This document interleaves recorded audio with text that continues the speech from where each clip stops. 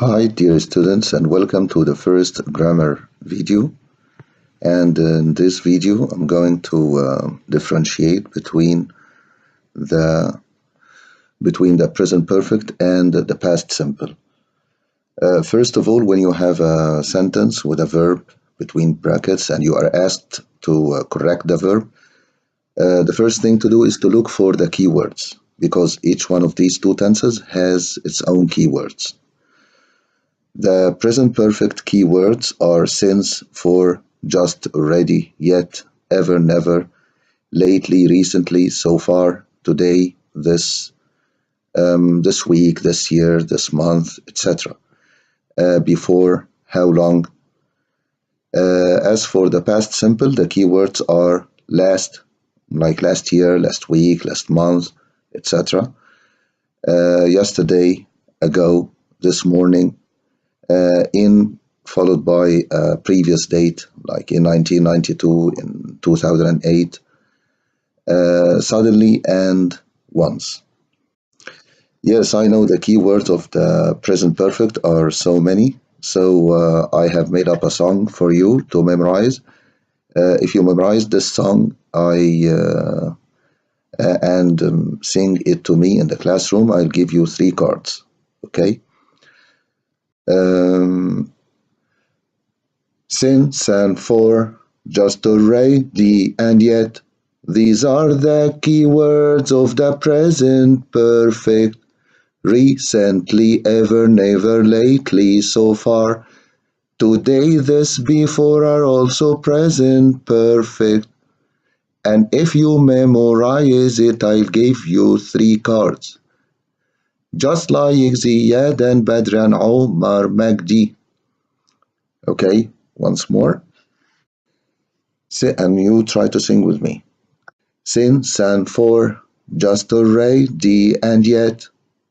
These are the keywords of the present perfect. Recently, ever, never, lately, so far. Today, this, before, how long, present perfect. Well, now I think it's easy for you to memorize the keywords of the present perfect. So, if there are no keywords in the sentence, if you don't find any of these keywords in the sentence, you can differentiate like this. The present perfect, here, it is,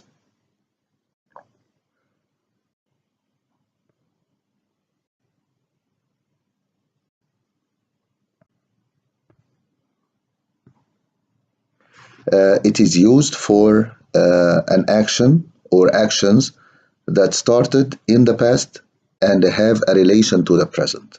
Okay? It's like something that happened in the past, but it has its result in the present or a relation to the present.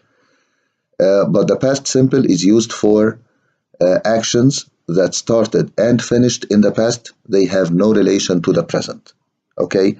For example, look, the glass is everywhere. He has broken the bottle. Okay, so it seems that he broke the bottle some time ago, and there is a relation to the present. What's the relation to the present? Yes, the glass is everywhere. Like when I come to you with my hand in bandages, and I say, I have made an accident. Okay, I made an accident, and there is the relation to the present, which is my hand.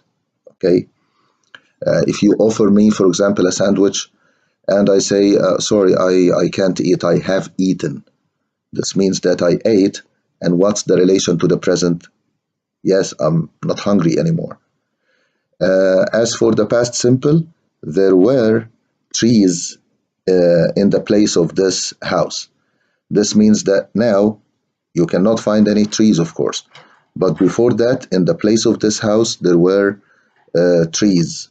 But now there are no more. So it's something that started and finished in the past. It has no relation to the present. Then the next part, which is when the relation to the present is not clear. In some sentences, the relation to the present is not clear. like the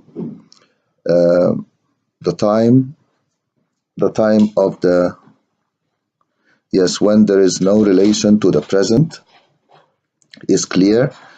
This means that you have to look at the time of the action. Is it mentioned or not? For example, in a sentence like, I, between two brackets, see this film. You don't know, there are no keywords, and you don't know whether there is a relation to the present or not. So you have to think of this, the time of the action is not stated, is not mentioned, or the time of the action is stated. Okay. In the first example, I have seen this film. It is in the present perfect because the time of the action is not mentioned. I have seen this film. I didn't say when, so it should be in the present perfect. But I saw this film last year. Look, last year.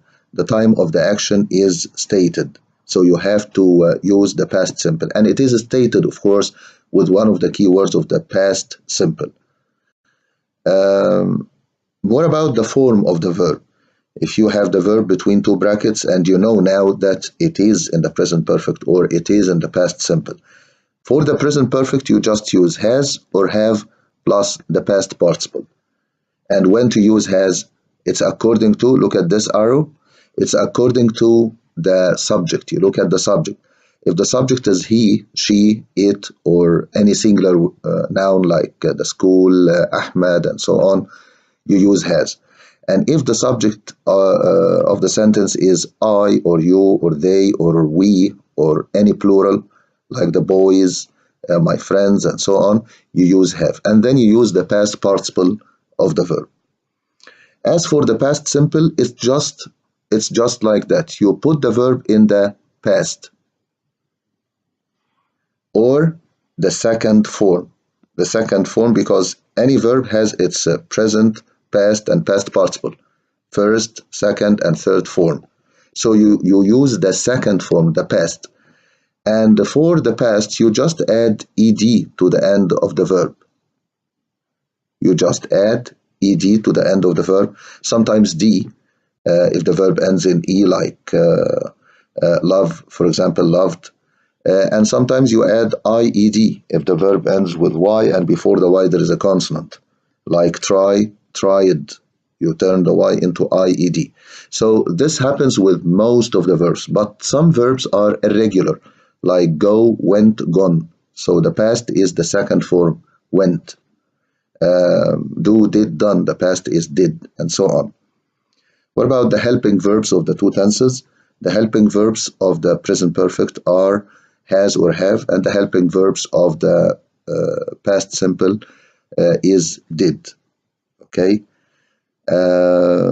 Why should we know these helping verbs? Because when you make negative sentences, for example, in the past, you have to use didn't and then the verb in the infinitive form. Like here, when did is in a sentence or a question, like where did you go, not where did you went. The main verb should be in the infinitive. The main verb should be in the infinitive. And that's all about the present perfect and the past simple. Thank you and see you in the next video.